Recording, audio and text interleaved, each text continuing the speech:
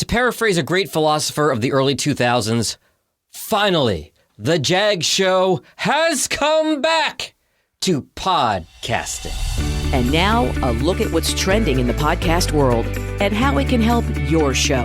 It's the Jag Show Podcast.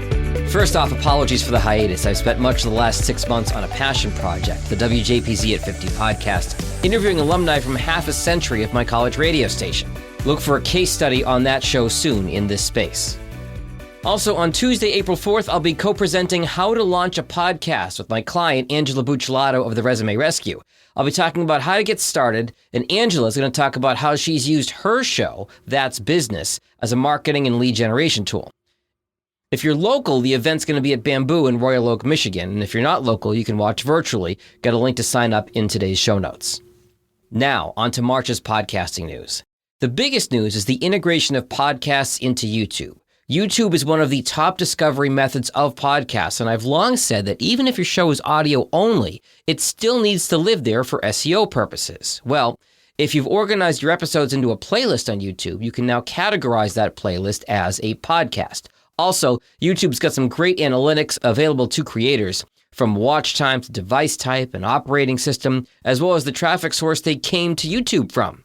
For me, the only downside is that YouTube isn't pulling from your podcast's RSS feed, at least yet. So the YouTube metrics in your podcast download numbers are going to have to remain separate, at least for now. Now, for audio podcast consumption, the debate rages on between Apple and Spotify as to who's the biggest. Spotify has the most listeners from a quantity perspective, but they only download 3 episodes per listener on average.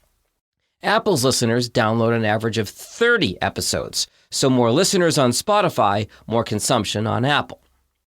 Edison Research's annual Infinite Dial study was released in early March, probably the most important analysis in podcasting, in my humble opinion. Key takeaways: after a bit of a dip during COVID, podcasting is back on the upswing, and this, of course, relates to the return of commutes. 2/3 of Americans aged 12 and up have listened to a podcast.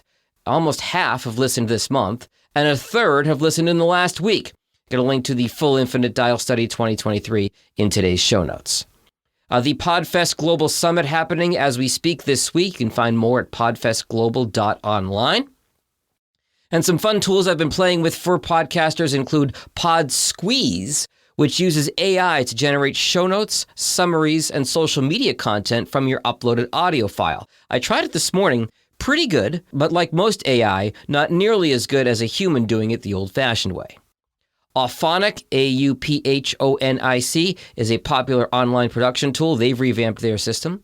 And PodFast, F-A-S-T, is an app that's coming soon, which will deliver short audio summaries of longer podcasts, kind of like a Cliff's Notes version.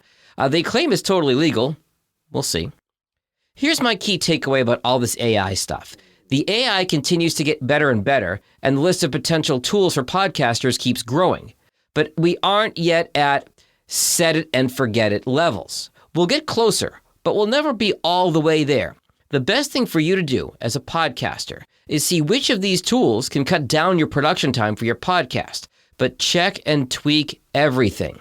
I hope you continue to be well, and we'll see you next Tuesday in Royal Oak.